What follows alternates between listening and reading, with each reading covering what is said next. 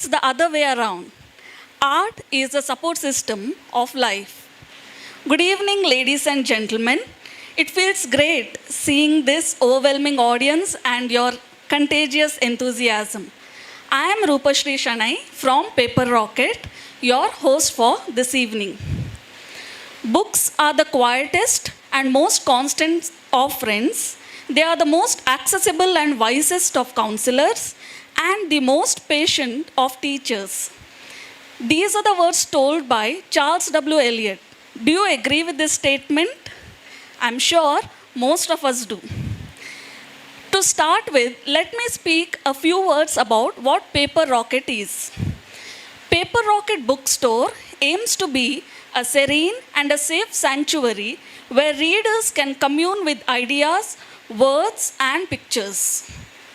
This bookstore was built on the literary demands of the several bibliophiles who frequented Vertex Lounge over a year. They say, find a job you love and you never have to work a day in your life. That is what has happened with me. In Paper Rocket Bookstore, each title was chosen with deliberation and deep affection. It is not just the book-based conversation that I have with my customers and people who frequent this place that is fulfilling for me. Part of the pleasure of bookselling is the sense of satisfaction I get in being a bibliotherapeutic matchmaker.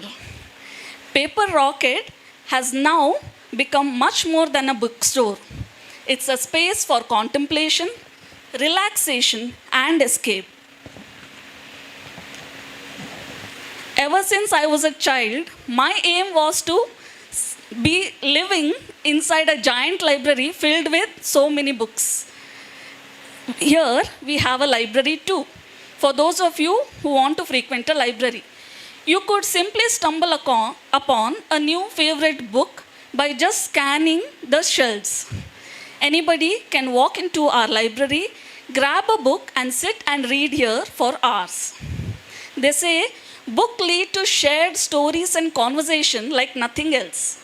During one such conversation, I stumbled upon Hasta from Bookaholics, which is a Mangalore-based book club having more than 190 members. We have since collaborated with them and we host them in our premise. Here, Bookaholics meet once a month and review the books they have enjoyed. Our latest edition has been Bookaholic Juniors, where our junior book enthusiasts aged 6 to 15 meet up every month to discuss their favorite books. We have also conducted Talesmith, a story writing competition in April, where about 80 talesmiths of Mangalore have participated and written 80 different stories. This shows how books and stories play a very important role in the heart of Mangaloreans. You can, you should, and if you're brave enough to start, you will. Paper Rocket team will continue to do author talks like we have today, storytelling sessions, poetry reading, recitals, and many more activities to motivate the talented literature enthusiasts of our Mangalore city. Now, let us get this event started. And we'll start it with a beautiful video.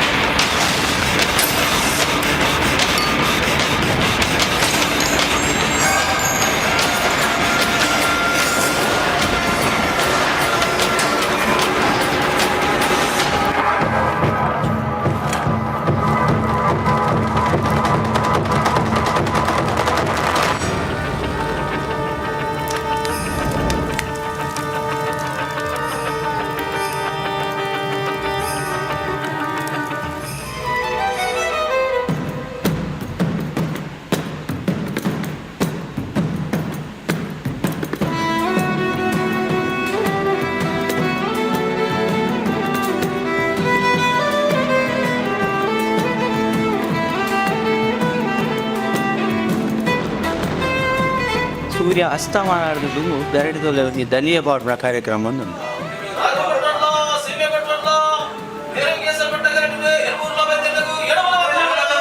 ಇಂಚಗೊಂಡ ಕೋಟಿ ಚೆನ್ನೈರಮನ್ ಈ ಜಾಬೀರು ತೇವಟಿ ಚೆನ್ನೈನ ಸಾನ್ನಿಧ್ಯ ಒಂದು ನೆನಪು ಬೋಡಾತು ಅಲ್ಪ ಗಟ್ಟ ದಲಿಯ ಪಾಡ್ಯಾರ ಆ ದಲಿಯ pot ಅದಕ್ಕೆ ಸುಮಾರು ಕಟ್ಟು ನತು ಇಂಚ ಬಂಡ ಕೋಟಿ ಚೆನ್ನೈರಿಗೆ ದೆಯ್ಯೋ ಕಟ್ಟು ನಕಲು ಅಕ್ಕಿ ಅಲ್ಪ ಸಂಧಿ ಬಂಡ್ಯಾರು ಆ ಸಂಧಿ ಬಂದಾಗ ಆ ದೆಯ್ಯೋರು ಬರ್ತದೆ ಆ ದೆಯ್ಯೋರು ಕುಲ್ಲು ಬಂದು ತುಂಬದ ಕಾಲದ ಒಂದು ವಿಶೇಷವಾದಂಥ ನಂಬಿಕೆ.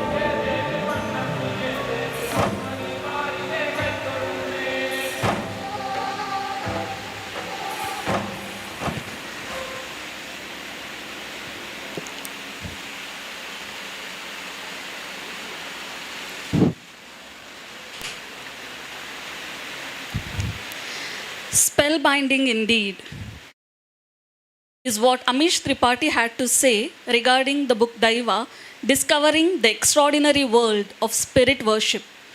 The famous Kola performances of Tulunadu involve dancers who invite powerful sacred spirits to possess them. Through the performers and surrounded by vibrant colors and striking visuals, these spirits known as Daiva may settle disputes, provide guidance, grant blessings, and pass judgment. However, there is much more to it than art and devotion. From Panjurli, the benevolent boar spirit, to Bobbaria, guardian of the sea, this book explores it all. The kinds of Daiva, their stories, their individual natures, and the ways in which they come to inhabit the devote. In Daiva, Bestselling author K. Kumar brings to you stories of powerful immortals along with the details of their worship through mystifying rituals, all of which are known to leave onlookers awestruck just like we were now. To start off this author talk, I must first call upon our moderator of the day, Ms. Harsha Bhatt. I welcome Harsha Bhatt to please come on to the dais.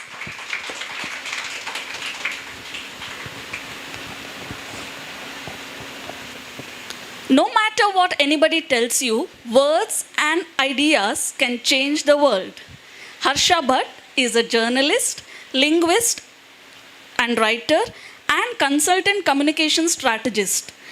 Having trained in mass media from St. Xavier's, Mumbai, she has worked at various media organizations, her last role being the culture and heritage editor at Swarajya magazine. A trained linguist from University of Mumbai, she has to her name the first descriptive grammar of Navaiti of Bhatkal. As an author, Her maiden book, a biography of Padma Shri Manjamma Jogati, has been published by HarperCollins in 2023, From Manjunath to Manjamma. This is the title of her book, which we have available in our bookstore. She is a speaker and moderator. Her sessions at the Mangaluru Lit Festival has won great accolades. She is a trained storyteller and a certified NLP practitioner. She has also conducted sessions on using storytelling for teaching, for training students, and for enhancing communication skills, including creative writing and communication sessions at her alma mater, St. Xavier's, Mumbai. She is a trustee at Samarthan Foundation, and she volunteers to teach spoken English and communication skills to students who are financially poor and deserving. As a communication professional, she handles social media strategy and profile management and has penned lyrics for various political campaigns. A hearty welcome to you, ma'am.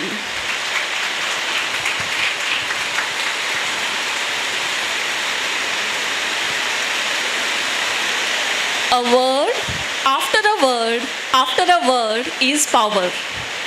I invite author of the day, Mr. K. Hari Kumar, to please come on to the dais.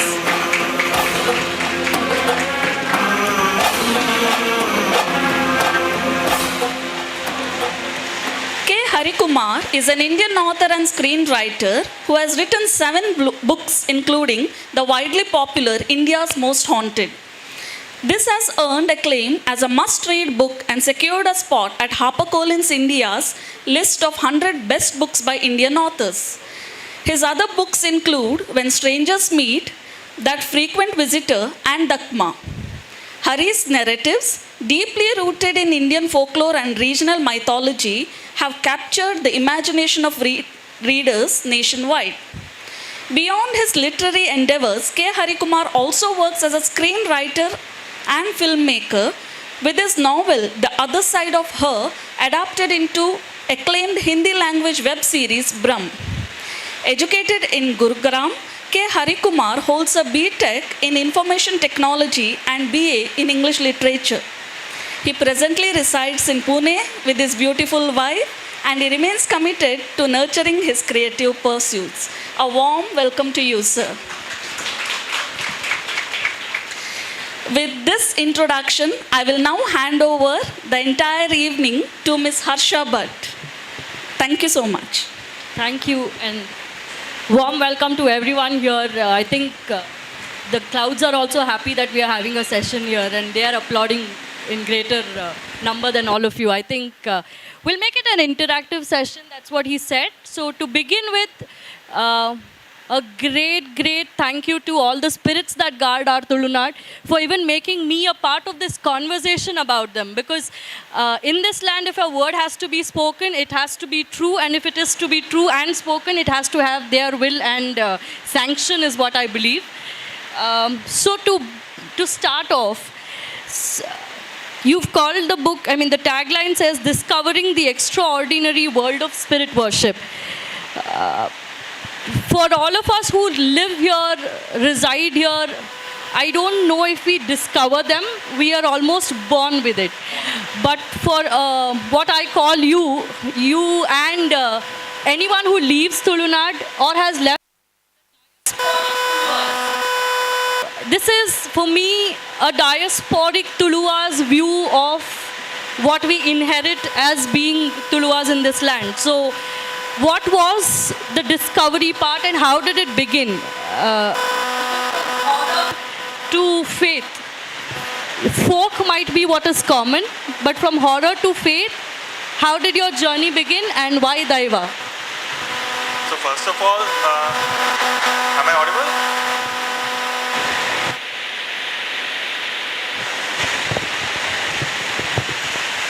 So first of all, thank you so much for being part of this event here today, for all those who have come here.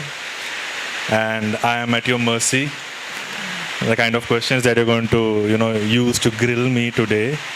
But one thing what you said, I'd always agree. there is something called Satyulu, and the thing is, all of us who are here, we are truly blessed that we are in touch with these Satyulu. And for people like me, because, I mean, it's not our actions that made us migrant Tuluvas or diasporic Tuluvas. It's the actions of, like in my case, it's my Ajja's Pijja. So you can see 4 generations ago, they decided to leave this place. For some reasons, that's now lost to us. But again, they left this land, right?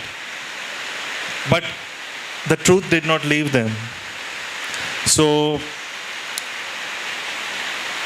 to answer this question, I'll have to take you through a lot of things, like a big flashback. Those who want to save time, how many of you have read the book, by the way, here? Other than, okay, and how many of you are planning to read the book? Okay, so that flashback is in the first chapter. Because a lot of things happen, like in case of Paulo Coelho's Alchemist, you know, there were a lot of omens that kept happening. So in my case, let me just take you back to 2010. 2010 was the year I was in my final year of engineering. Everything was set, life looked perfect, campus placement opportunities, everything was there. And I still remember the time, it was somewhere in, I think it was a monsoon month of July or August. I don't remember exactly the date and all, but it was during the monsoon. William Dalrymple had just released one of his books called 9 Lives.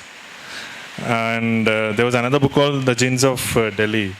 So I'd picked up these books and I'd come home, and that week, before I could read these 2 books, I contracted this viral illness, which would change my life forever. It got so serious that it affected a lot of my organs. And there was one point where I actually thought I had no hope in life anymore, because the doctors were not able to do anything, the medicines weren't working. And this was happening when I was in my final year. I missed my entire final year. I was bedridden at that time. And I lost a lot of things. Hearing ability, I mean, not the normal kind of hearing. I don't have it, unfortunately. Part of my vision. Then my body wasn't working perfectly, and even the medicines weren't working. The recovery was too slow after the viral illness. But there was something which I didn't lose, and it was my urge to tell stories. I had this thing, okay, I want to tell stories because of the stories that I had heard from my doddas. So one of my doddas is from Udupi, the other one is from Kerala. So I've heard, like I mentioned earlier, I've got the best of both worlds. So these stories were about like the dodda from Udupi would tell me stories about the Daivas. The dodda from Kerala would tell me the stories from her part of the world, like the Yakshis and Brahma Rakshas and all those things. So as a kid, I was fascinated by that. And when I was ill at this point in time, when there was even to exist, I didn't have any inspiration to exist at that point in time, because nothing was working. I had lost a lot of weight. I had almost lost like 35 kgs, which is very bad. I mean, for a person of 6 feet 3 inches, if you're just 40 kgs, you're literally a skeleton. So it was at that time when I thought, okay, what is it that I wanted to do in life? The one thing which the inner voice told me, write, tell a story. That's when I wrote my first book. Okay. Again, took me 6 or 7 months. I need songs when I am writing, so it was November Rain, Guns N' Roses that was playing all the time on my Winamp playlist, and I wrote this book. Took me 6 or 7 months. I had no guidance at all. I had nobody in my family, not even like far away anybody who was in the field of literature or in cinema. So no guidance at all. I was just writing on the basis of what I had read and the kind of books which had created some kind of an impact or an influence in me. And I finished writing the book. Took me 7 months. And during that process, I recovered. the things that, I mean, obviously it was a very long road to recovery, but I recovered and I slowly started getting back in shape. Obviously, life was not exactly the same, but I finished the book. Then rejections happened, as you know how it is for a writer. The dream was to get published with a HarperCollins or a Penguin, and all you get is rejections. And then the book was picked up by a Delhi-based publisher. It was a bestseller at that time. This is 2013. I went on to write 2 more books, and both of them had some elements of horror and some elements of folklore in it. And then in 2000, I think 18 or something, nearer to that time, I met a filmmaker from Bombay, Mr. Sangeet Shivan, and he is my mentor. Sangeet ji is from Kerala, and he was a big fan of these cultural art forms of the coastal region, Kola, Yakshagana, Teyyam, the other kind of artams and everything which happens in Kerala. So he used to tell me, Hari, watch this. And he was an avid photographer. I am also, I'm a passionate photographer. So we would go on and, we discuss a lot about this. And he would talk about, writing some story on this. So that influence had started from there. And eventually, the same year, I had quit my job and I had started writing a screenplay for Mr. Sangeet Shivan. And during this time, my mother went crazy. She was like, you have a good job. Why are you quitting your job and, you're venturing into something which has so much uncertainty, right? So it was at that time when she started visiting these astrologers, and that's where the book begins. And that's why I'm bringing this whole flashback, which is not in the book. So when she is visiting these astrologers, all of them have the same thing to say. It's not your son. He is okay. It's the spirits that are trying to guide him and push him into a path which he is destined to take. And as usual, the most common answers which astrologers gave, including an oracle. When I'm talking about oracle, I'm talking about a Velichapadu, which happens in Kerala. The thing was, they said, find your Moola Naga, which is somewhere here.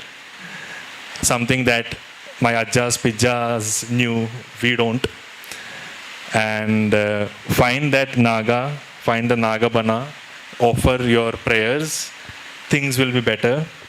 And because I had health issues as well, obviously from that 2010 thing.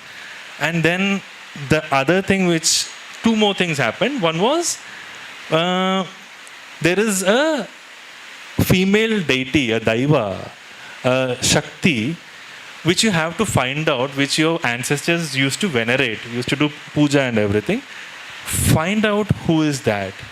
She wants a veneration, and that's the reason she's making you do all this. This is their version, right?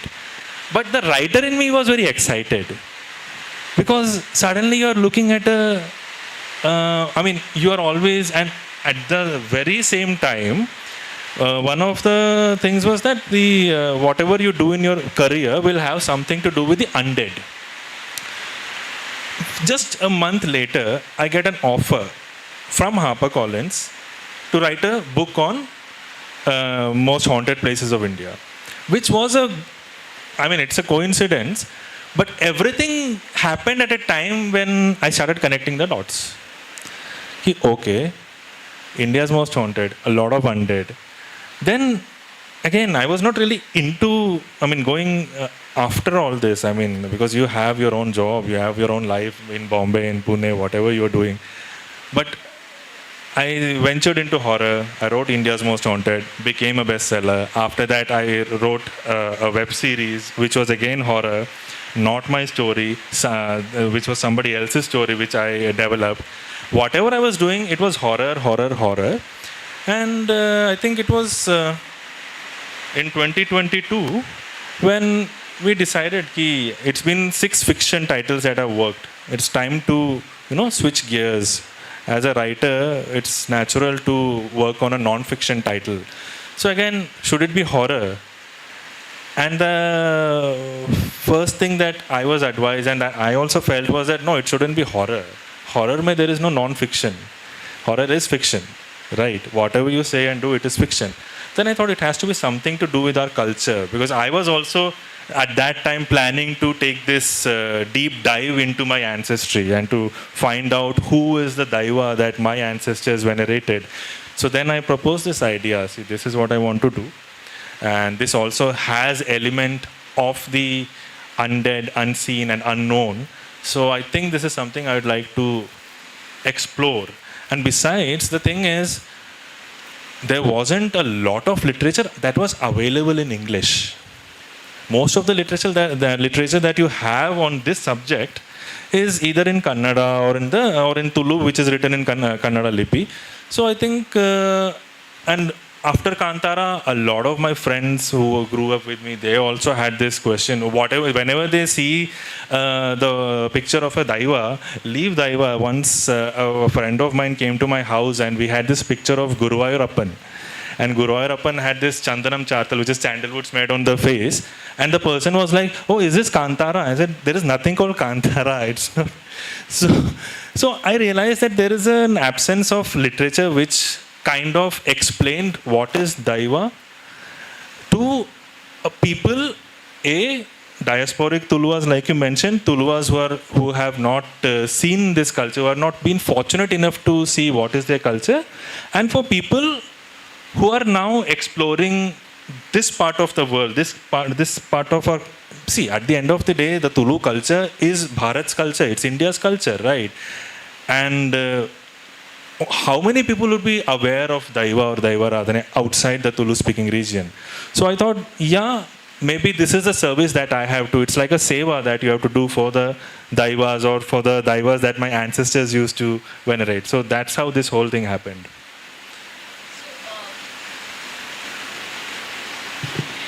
One thing is, I think I can quote bits from the book, but shuttling between history, empirical experiences and folklore has happened almost seamlessly. But as a writer, I know it's the most difficult because it's not just non-linear, it's intergenre and across eras, times, and also across your own margins of rationality at times. So how did Daiva happen as a writer? For instance, there are two sections in the book. One part is the story of our Daivas, like each of them, be it Panjurli, Goliga. What is the story that goes behind these Daivas? The first part is the discovery and his journey, as he says. But interspersed with the journey is his own experience while discovering these stories. One little bit is about how you're giving those psychological or rationality wala explanations beech mein ke.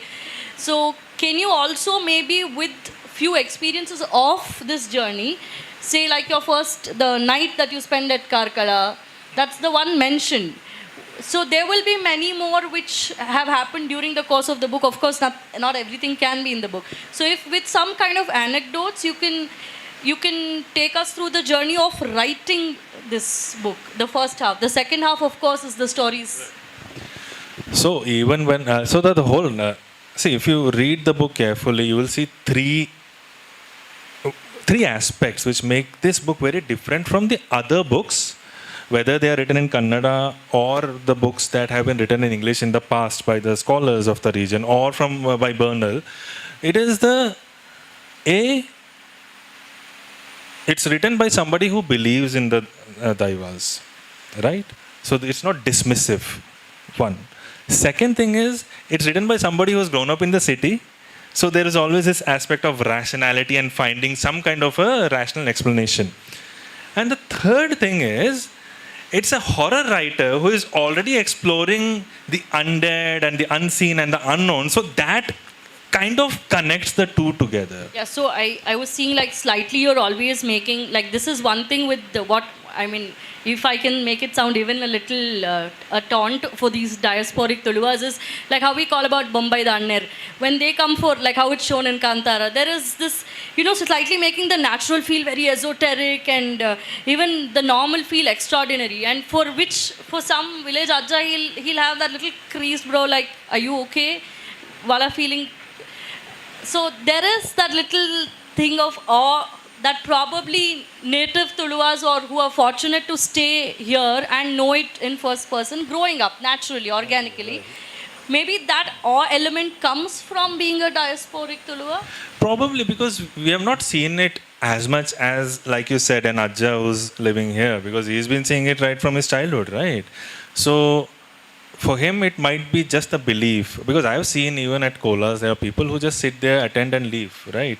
But there are also people who sit there with a lot of devotion. And for me, it was, I mean, there were certain experiences, like at this Kola, I think it was in Bandadi or someplace, towards Upinangadi, that it was a Gharka Kola, and during the, Yenna Bolye, I was getting goosebumps for no reason. Just by witnessing the artist take the Yenna Bolya, I was getting goosebumps. So maybe it was only me, or maybe other people were also getting it, but they were not really, talking about it. So yeah, this could be an anecdote. Obviously, it's not there in the book because I was asked to remove that. So, but like you said, for me, the exploration is always about existence. Even if you, when you read the book, it's always about existence. What happens after this world? Because everything that we believe, whether it's gods or daivas or whatever it is, even if it's evil, it's always because this one question that looms in the human mind: what happens after this life? Trust me, if that answer is that question is answered, everything else will dissolve. Trust me, it's very controversial, but trust me, the day that question is resolved, everything else will dissolve, because you will find out the truth. Now, coming back to the truth, nobody knows the truth, right? Because see, Daiva Aradhane, there are humans who became bhutas, right? Then, if you ask somebody who doesn't believe in this, they will dismiss it, right? That's the rational point of view. So I think in Daiva, I've taken more of the believers' approach rather than the non-believers' approach. Would you like to share some more anecdotes from your experience of writing? Because the publisher would have not made it part of the book. Okay, so writing the book, it was, first of all, it was a challenge because, like I said, not a lot of literature. Whatever you had was written a long time back, in English especially. So I started referring to those materials from the Indian Antiquary and all those scanned pages. And then I came to this region last to last year. I tried to contact a few people who could help me in answering my questions and all. I found few people who helped me in doing that. So I was going from one place to another, attending kolas and trying to understand all these things. So one of the most fascinating aspects about kola that I found was the nudi session. And there is a chapter on nudi in the first part. Unfortunately, what you see there is just like 20% of the actual written content, because the publisher felt that this could be something that controversial. So one of the places that I visited, I'm not going to name the place, but in that kola, it was towards the airport, so nearby Bajpayee. So there was this childless couple. This is something I heard. There was this childless couple who had visited the kola. And they had prayed, I think it was a Kaluruti Kola or something like that, and they had prayed from the Daiva that we want a baby during the nudi session. And they said, don't worry, the next year you will be coming here with a baby and make sure you bring the baby to me. So what I was told is that they had a baby that year, but the next year they forgot about the vow that they had made to the particular Daiva.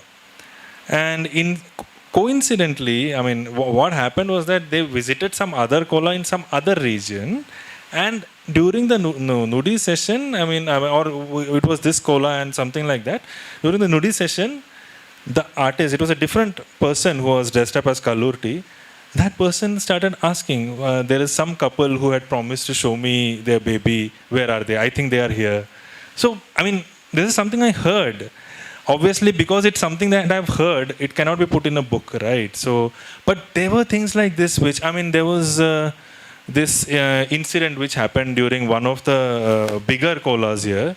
Again, I'm not naming the place, but during the kola, one of the women started behaving as if she was possessed.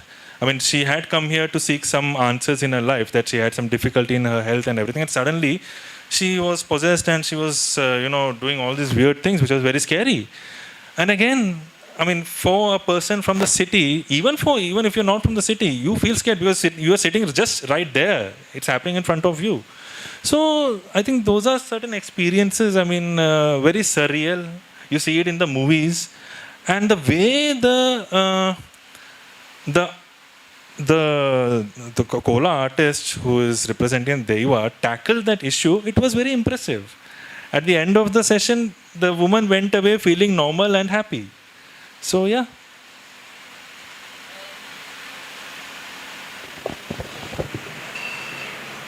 Who were your sources of, like, because it is as touchy a topic as it can be.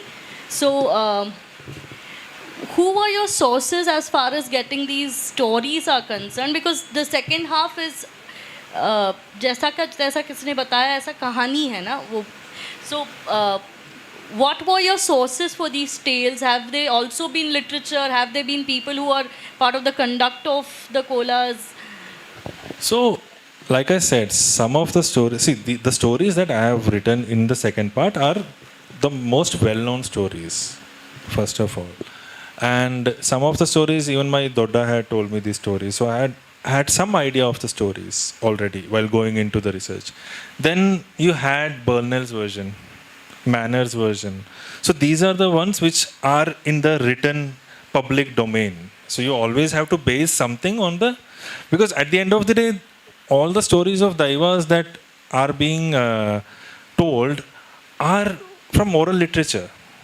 It keeps changing. One word changes or one generation changes and one region changes, the entire story changes in like 50 years. So that's why we had to base it mostly on Burnell's version and Manner's version. And then some of the stories, like the story of Koragaja, it's all so popular. Everybody knows the stories. So you just had to make sure that. So when I was attending like Kalluriti's Kola in one of the places, I spoke to the person who was a Kola artist. So he told me what he knew.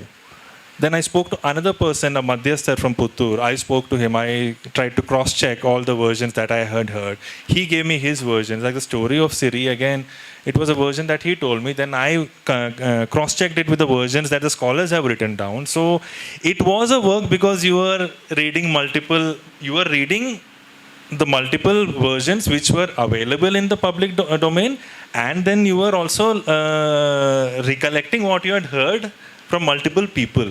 And the versions of the stories which you hear from the people do vary, even to this day. And one of the simplest examples like you have said, the primary reason why folk tales changed so much is because they were not written down in the past. But folk and faith are always about not putting it down, right? Folk is testified by faith, and faith is fostered by what we call folk, right? That's absolutely right. The thing is, folk tales, like you tell me a story, okay, and one word changes from your story, or when I tell the story to somebody else from memory, one word changes, and if it's the name of the main character or his mother, the entire story changes, right? We have to look at that aspect as well, because when you read, like when I was reading Panjurli's story from Burnell's manuscript, there were two different versions. One was linked to Shiva, one was linked to Vishnu. Stories are similar.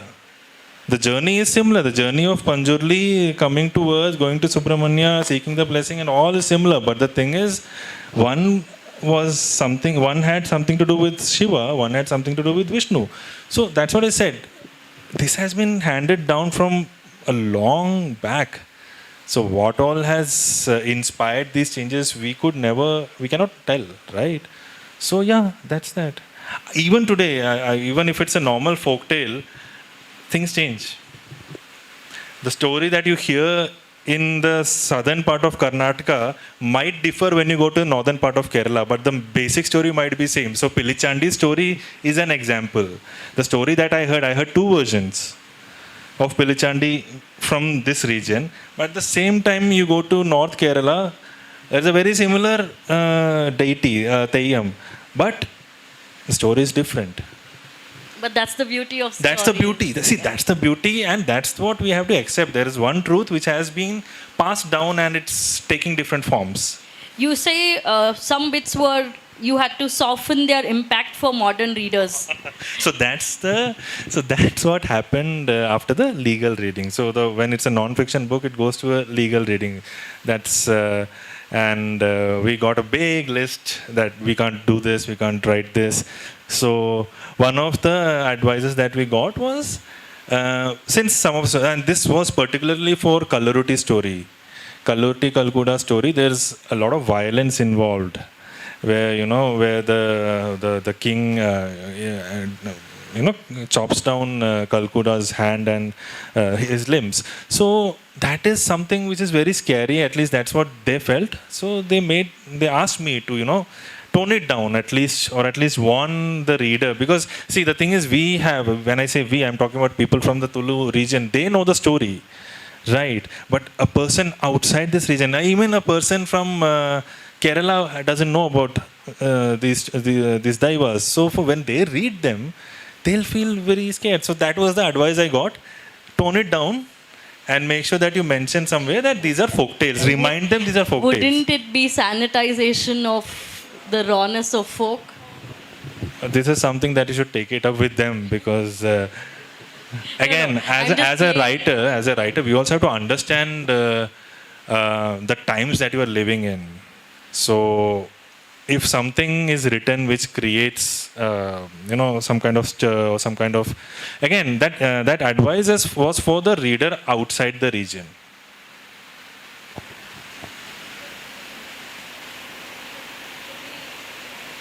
Should we take questions before we can come up with a summary thing?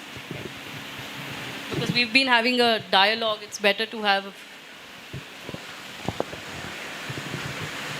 Anyone in the audience would have questions?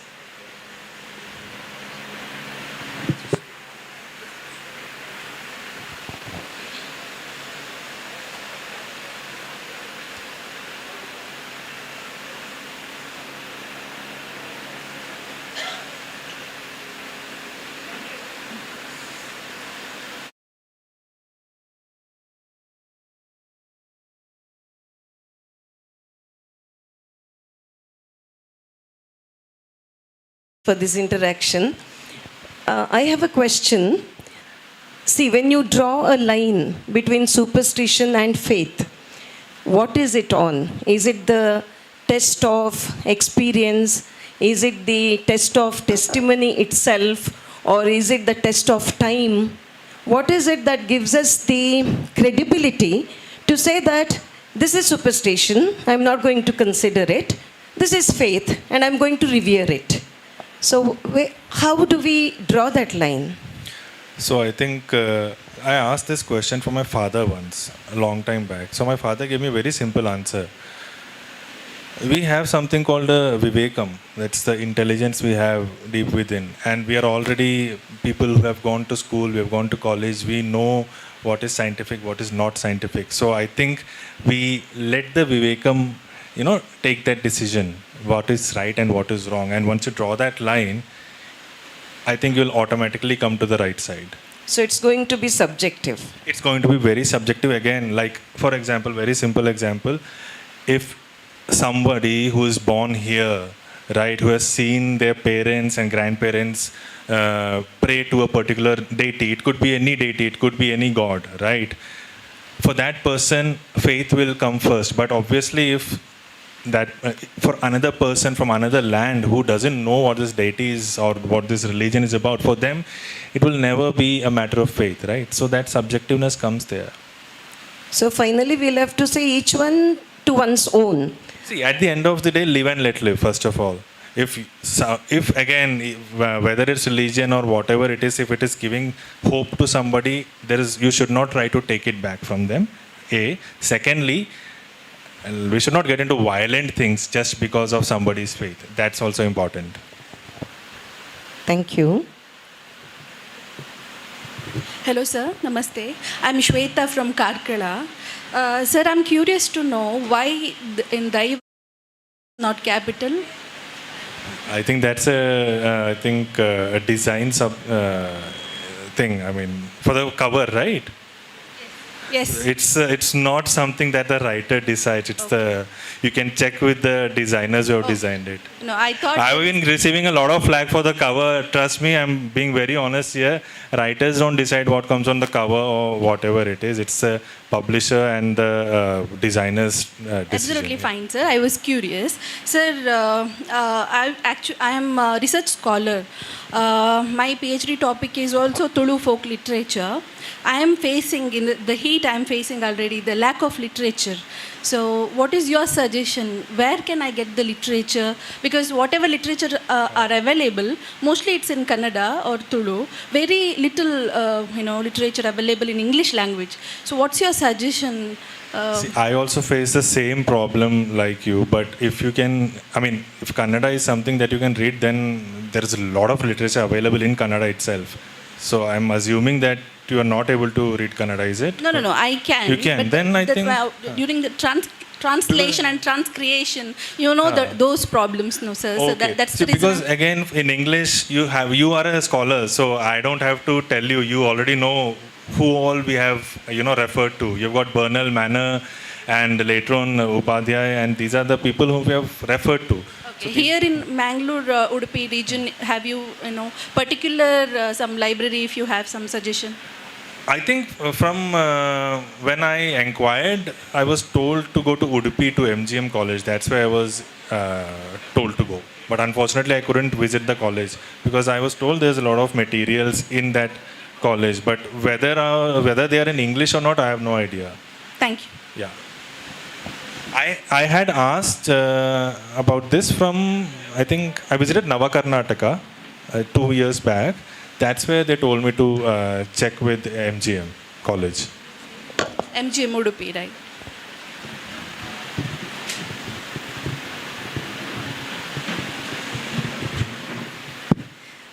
Good evening. Good to be here on this note.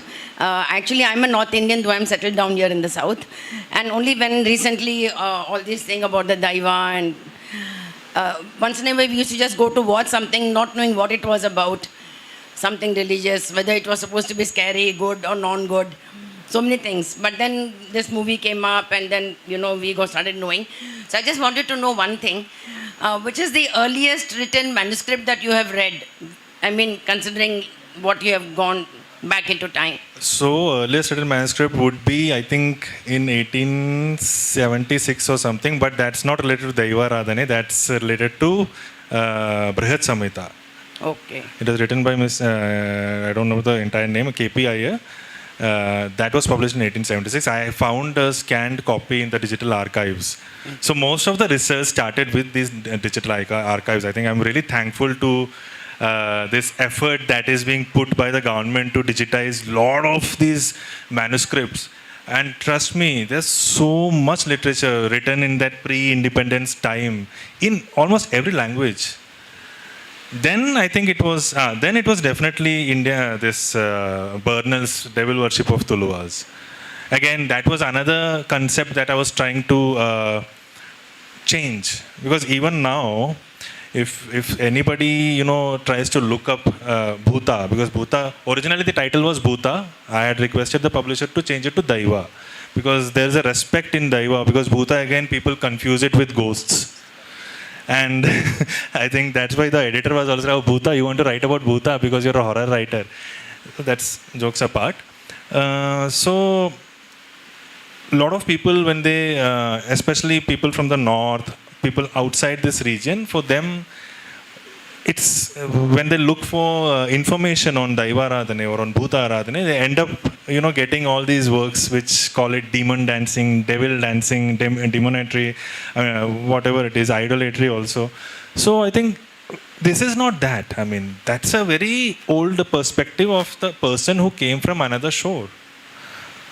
Right, with his own agenda or his own perspective. Not blaming that person, I'm not blaming Bernal or Manner, but that perspective, that thing had to change. So I think Daiva is an effort. Again, it's not a scholarly work. We have scholars here who are doing a much better work. This is my personal journey of discovering my roots, and in that process, I have found out these things. So, yeah, Brihat Samhita was the oldest manuscript that I had found.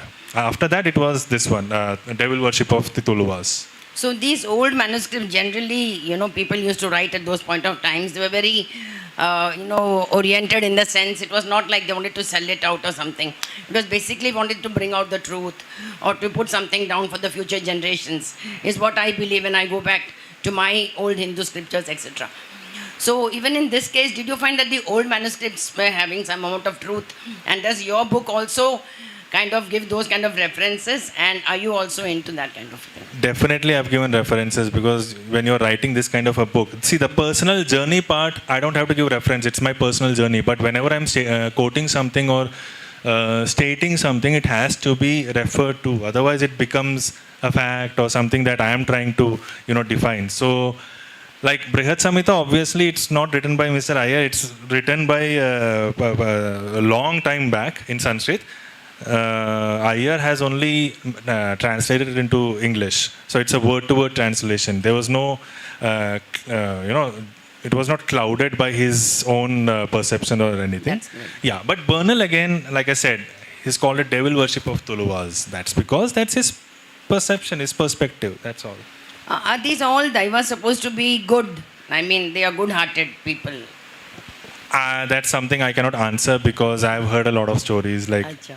Daivas are to be venerated. If they are, sometimes when they're not venerated, they might get angry. So these are things that I've heard from people. So again, I won't answer this here. Okay, light. On the lighter note, if it was written Bhuta, I don't think I would have come only here. Because it is Daiva, I am here, I guess. So that's a nice name to have. Thank you, all the best. Daiva has a divine ring to it. So yeah. And it also has this respect to the culture of the people. Bhuta हम बोलते हैं तो I mean, especially outside. While I respect that entire very sanitized or very haloed image that we're trying to give the word Daiva, I think Bhuta has its own gravity. Bhuta also, if we know etymology, for instance, at one portion, I mean, I don't want to, so it's not just about disembodied, Bhuta from Panchabhutas, Bhuta from, also we look at Bhuta and Bhavishya. So that which was can also be Bhuta, right? So these truths, these Daivas, these spirits that we worship, they were embodied at a particular point of time, today probably disembodied, and this land reveres them.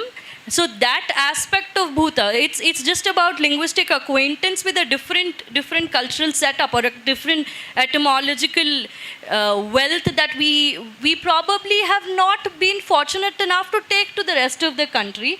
So if it is Bhuta worship, why not say Bhuta worship and initiate a semantic shift in the perception of this word Bhuta? Why should be very narrow to acha Bhoot hai? Bhoot nahi hai na. Bhuta is different from what is Bhoot. The common is that both were. I mean, I'm just trying from a linguist perspective. I do not like either sanctifying or deifying anything. Again, I have mentioned that in the book, Bhuta comes from the word Bhava. Bhava is to be. So when it is not to be, that is when it stopped existing, right? It becomes Bhoot. Bhootkal usi mein se aata hai. But then again, see, the thing is, this is what I've also heard. Some people find it derogatory. Okay, so that's why I said it's okay to give respect to something, and that's it.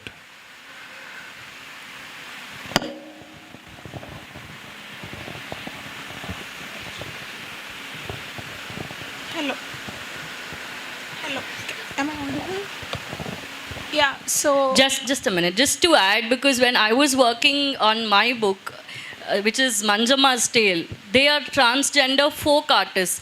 But when she went to receive the Padma Shri and she took her veil and did a Nazarutaroing ceremony for the president, everybody looked at it with, acha, superstition hai, why is she carrying this forward? And then they'll call back. But when they meet her on the street, I have roamed with her every street of Bangalore, and though they look at her as Padma Shri folk artist, the first thing they will say is, Ma kuch do.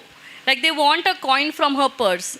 Then where do you the most scientific person, the most rational person is asking that. So some things are folk because at times they believe that, okay, you take a person to someone like that who's taken to Jogati Nritya or is a Jogati who has taken the divine on themselves, they possess, they will tell. But is it true? Is it fact? Is it belief? To each his own, like ma'am was talking, but to dismiss it as superstition is something else.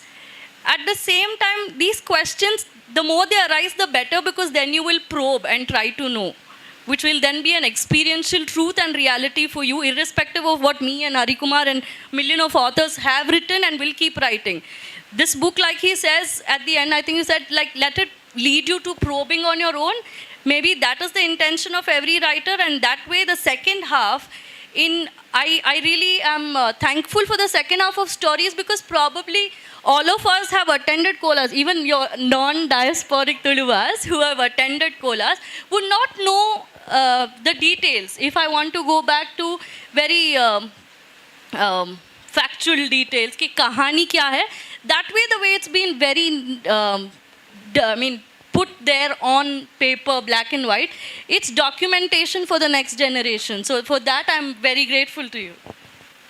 I think I am grateful to all those people who have passed this on to the next generation. Whether if it's those people under the chapara who are doing it, whether it was Bernal, whether it was Upadhyay ji, or whoever is doing it now, I think had they not done this, then I wouldn't have been able to write it, right? So I think thanks to them. I am just a vessel here. Again, I'm just a vessel. I hope especially people who have migrated from outside, Tulunadu region, when their children, they read this book, they'll find out about their great heritage. They'll definitely, those who are interested would definitely try to come back. And, when the next time when they come back from their Bombays or your Bangalore's or wherever, they'll be asking their Ajjas, oh, who is Kallurti? I want to attend Kallurti's Kola. That is what my honest effort has been. Now, whether it happens or not is something I leave to fate. Somebody had a question. yeah. So I'm sorry, I'm not able to see you because of the lights. Yeah, that's okay. Please. Yeah. yeah, so firstly, I want to thank you for writing this book, because I am someone, but we have been talking here about people who originated from Mangalore and are living outside, but I'm someone who is actually a Tamilian, but we have been settled here. So I've always believed in Koragaja, and I've been a faithful deity, like I do pray for him regularly and all that. So I was always intrigued to learn about how is this so popular and what is the story behind. That way, I've read your book, and I'm really thankful that now I know what, because I after reading the book, I came to the realization, I was so mindless. Now I know who is who and what he is supposed to do for each god, what he is supposed to pray, what is the meaning or sense of each god. And in your book, you've mentioned multiple times about, there are a lot of similarities in the same way of different communities all over South India. As a Tamilian, I also see the same way how people are, the spirit possessions and all that. It's very similar.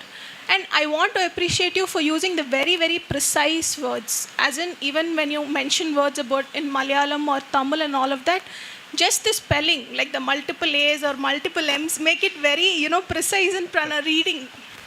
So that way, and I also wanted to know that you have mentioned your search for the truth would continue. So you might as well write another book. So is there another book that we can expect?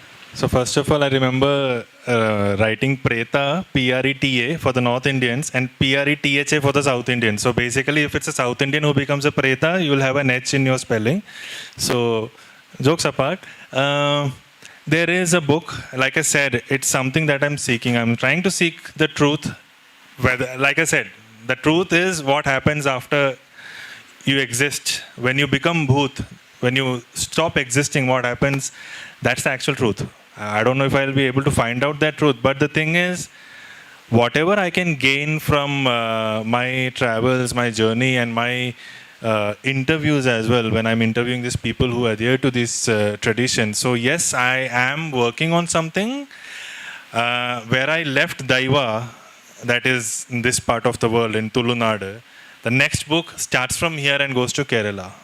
I can't reveal what exactly I'm working on because I'm bound by a contract. So, but yeah, it's also very interesting, very exciting. Half of the book is over. The story part, which you mentioned, same format. First half is my journey. Second half are the stories from folklore and mythology. And the second part is ready. All the stories are ready because it was easier collecting the stories. Only thing is, some of the stories are from Puranas. And in Puranas, you don't get one story at one place. It's always scattered. So yeah, that job is done. The folk stories are ready. I've met people who have told me these stories. Some of the stories are in the public domain, so it's easier to write those stories. It's the first part, the journey, which is pending. So I am waiting for the rains to subside. So maybe in August or something, I'll start that journey. I'll try to document, like I did here, whatever I can about that particular form of worship and come up with that book next year this time. In between, there's a fiction. If you're at all interested in fiction, that's going to come out in October. Yeah, sure. We're looking forward to that. And I also wanted to share that, like how you've said that it was divine intervention. It was like, you said it was like the spirits called upon you to write about this story. I also want to share that I stumbled upon this book also like very randomly. Like I was always intrigued to learn about spirit worships or Karagaja and all. But I just stumbled upon it randomly, and then again I stumbled upon this author talk very randomly, and I'm here. So I just wanted to share with you that you are really impacting a lot of minds through this, through your work. I hope so. Thank you so much. And let's. Thank you. At least the thing is, like you mentioned. So when I was growing up. So my family, my mother is very religious and my grandparents, they were religious. They would always recite mantras and they will force me to say mantras. But every time I wanted to chant a mantra, my question is, what does this mean?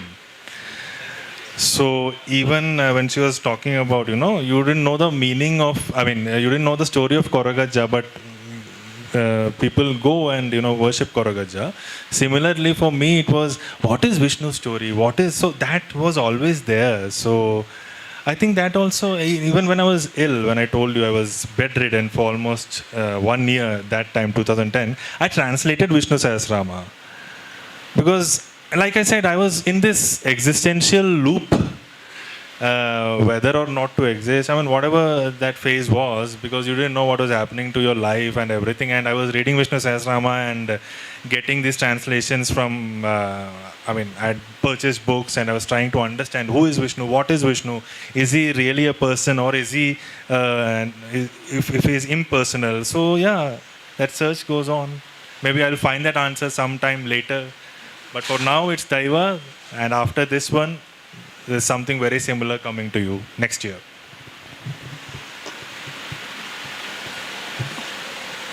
Good day, sir. I read the first part of the book. It was very interesting. The description regarding the Tulunadu, whatever you have given in the book, it's really fabulous. The one thing I want to know is, from a horror writer, supernatural writer, to us unseen to seen, the process of transformation. So what are the experiences? Because writing in horror is a different experience, and writing these realistic stories is really a other experience. Because every a lot of Tulu people or many people will read it, assess the book, and it is seen every year. The Bhuttakolas are done every year in places like Mangalore. Now, how did you, the change of mindset from unseen to the seen, what are the difficulties you faced about the process, because writing supernatural, because nobody can come and ask more questions. It can be friction or non-frictions. But this is a quite challenging topic. So what are the hurdles you faced during writing such a realistic scene book?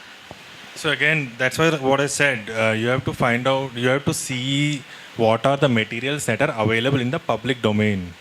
That was a challenge.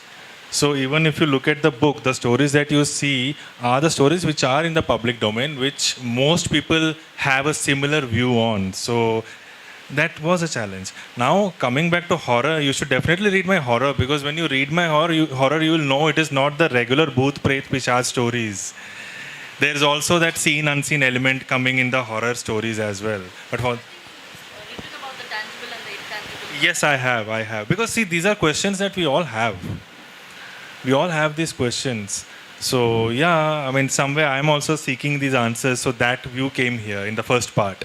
But in the second part, like she mentioned, these are stories which almost, see, these stories are the stories of the Daivas, the Bhutas, almost, I won't say everybody, but at least the basic knowledge everybody has. Yeah, this is all in the public domain. It's collective wisdom, common knowledge. So it's not something that I've created out of somewhere, right? So yes, the challenge was that to find a version which was common and not like very, biased or specific like that. Yeah. Thank you.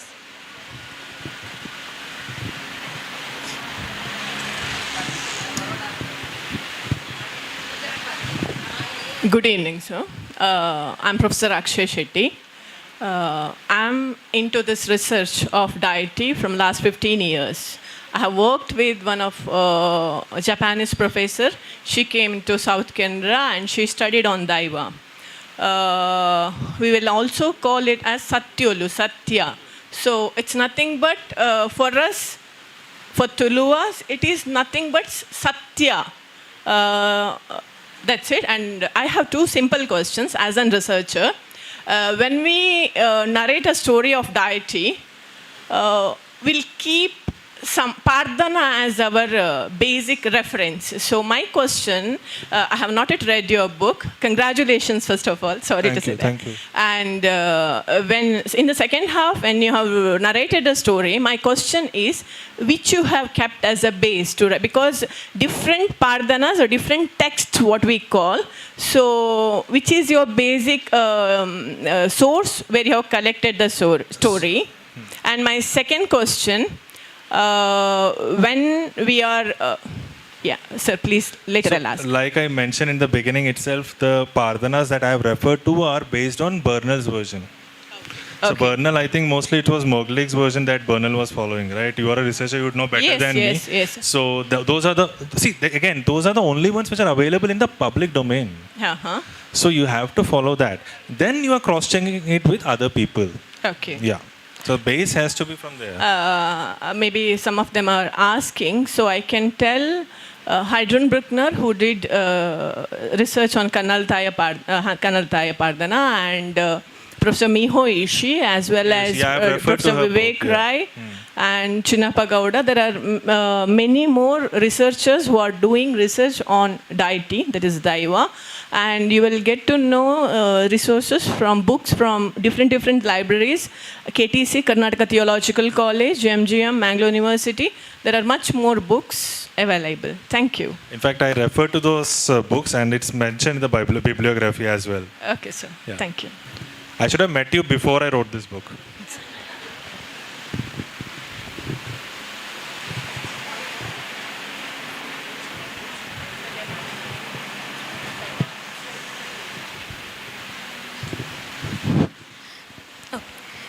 If the audience has more questions, there will be time during author interaction. The earth has music for those who listen. So today, literally, we could hear the music that the earth has provided us. And metaphorically, for us, it was like such an honor to host both Harsha Bhatt ma'am and Harikumar sir here today, and to see the numbers of really qualified people who have come here today. Thank you so much. Heartfelt thank you to Ms. Harsha Bhatt and Mr. Hari Kumar. I'm sure for all of us it was insightful and inspiring. On behalf of our team, I would like to extend my heartfelt gratitude to both of you. I request Mr. Vijay Kumar Kodialbel to please come on the dais to hand over the memento to our beloved guests.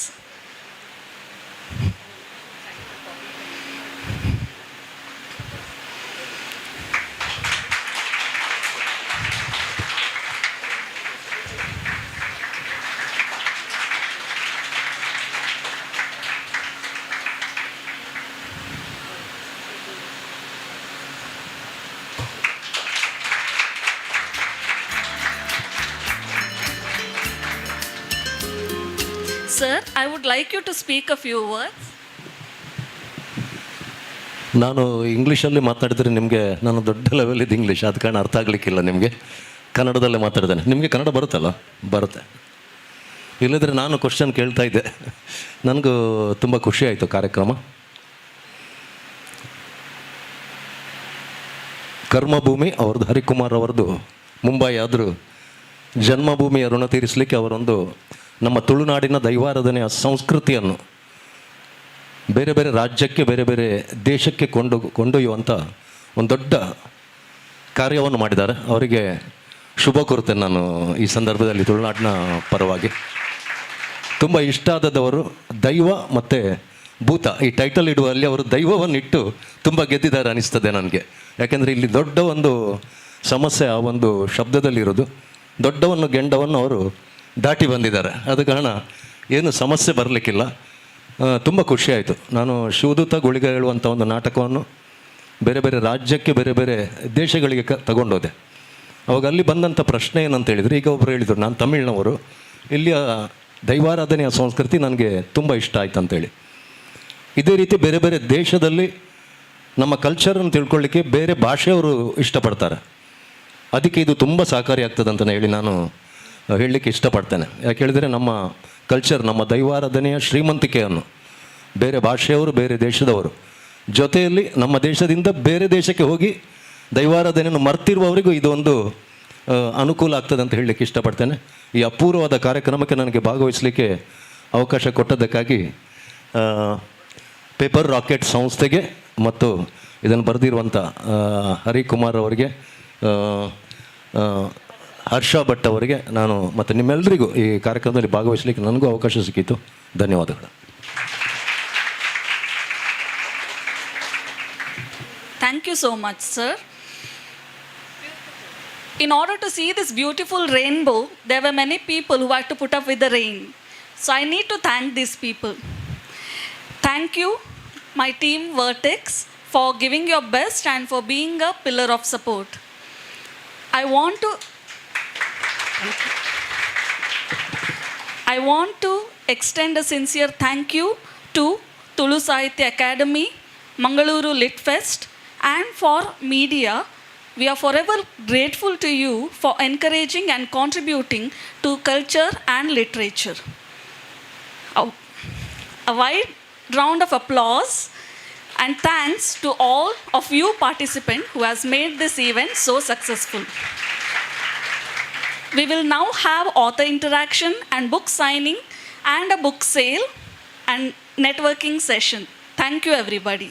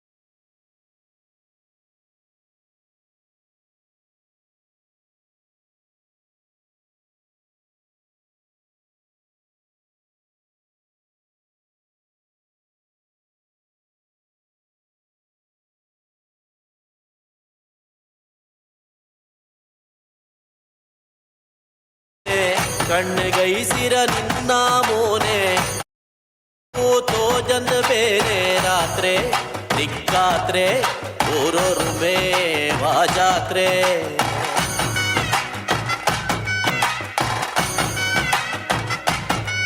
ಪತ್ನಲ್ ಪೇರು ಸೇರೂನ ತೂವರೆಗೆ ನಿನನೇನ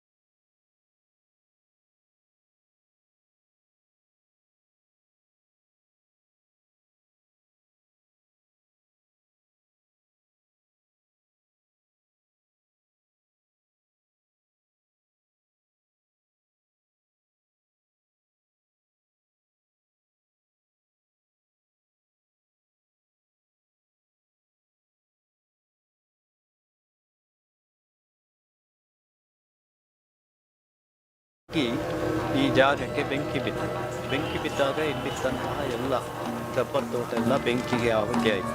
ಆದರೆ ಈ ಕೊಡಮಂಟಾಯ ದೈವಸ್ಥಾನ ಮತ್ತು ಗರೋಡಿ ಇದು ಎರಡು ಬೆಂಕಿಗೆ ಆಹುತಿಯಾಗದೆ ಹಾಗೆ ಉಳಿದು